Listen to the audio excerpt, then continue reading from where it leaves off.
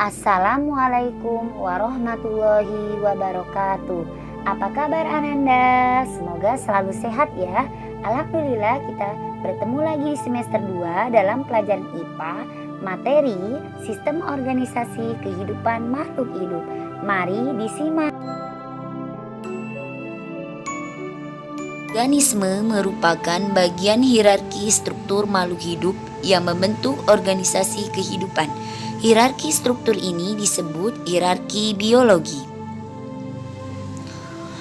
Organisasi kehidupan terdiri atas atom, molekul, sel, jaringan, organ, sistem organ, dan organisme. Organisme kehidupan dimulai dari unit kehidupan kecil yang disebut sel. Sel-sel yang sama struktur dan fungsinya bergabung membentuk jaringan. Beberapa jenis jaringan membentuk struktur yang disebut organ. Beberapa organ yang saling berkaitan membentuk sistem organ, dan selanjutnya beberapa sistem organ itu menyusun terbentuknya organisme. Sel adalah unit struktural sekaligus unit fungsional dari makhluk hidup. Sel dikatakan sebagai unit struktural sebab sel adalah unit terkecil yang ada pada tubuh makhluk hidup, yang menjadi komponen dasar yang menyusun jaringan tubuh dari makhluk hidup baik uniseluler maupun multiseluler. Selanjutnya, sel disebut sebagai unit fungsional sebab di dalam sel berlangsungnya proses hidup seperti metabolisme, ekskresi, sintesis, serta berbagai reaksi kimia lainnya. Jadi, kegiatan sel berperan penting di dalam tubuh. Pada hierarki organisasi kehidupan, sel di tingkatan struktural terendah yang masih mampu menjalankan semua fungsi kehidupan. Sel mampu melakukan regulasi terhadap dirinya sendiri, memproses energi, tumbuh dan berkembang, tanggap terhadap lingkungan, serta melakukan reproduksi untuk melestarikan. Sel dibagi dua, prokariotik dan eukariotik.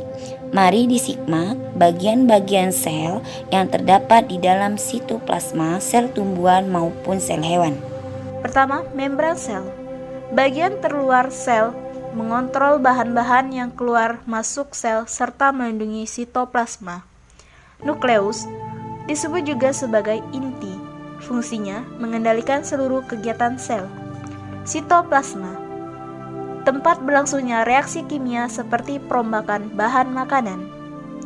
Retikulum endoplasma terdiri dari kasar dan halus, tempat terjadinya sintesis protein. Ribosom melekat pada retikulum endoplasma kasar, fungsinya untuk sintesis protein. Badan Golgi, tempat sintesis polisakarida, membentuk membran sel dan membentuk kantong sekresi untuk membungkus zat yang akan dikeluarkan oleh sel. Mitokondria, tempat pembentukan energi untuk keperluan sel. Lisosom, menghasilkan enzim-enzim hidrolitik untuk mencerna makanan yang masuk ke dalam sel. Sentriol, berperan dalam proses pembelahan sel.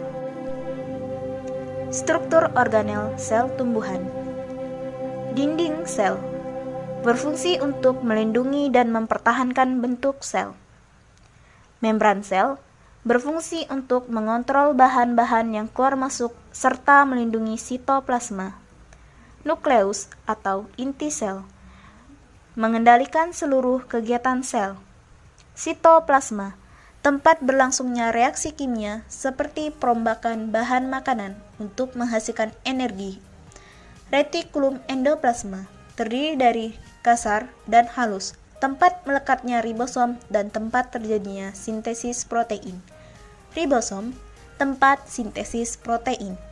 Badan Golgi, tempat sintesis polisakarida, membentuk membran sel dan membentuk kantong sekresi untuk membungkus zat yang akan dikeluarkan oleh sel.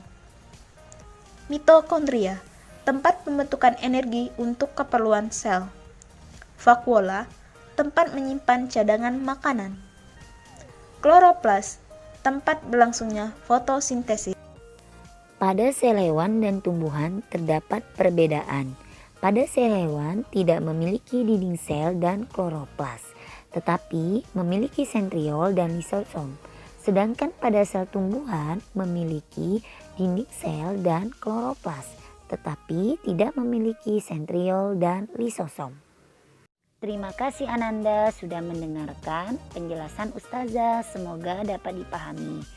Kita ketemu lagi minggu depan. Ustazah akhiri, wassalamualaikum warahmatullahi wabarakatuh.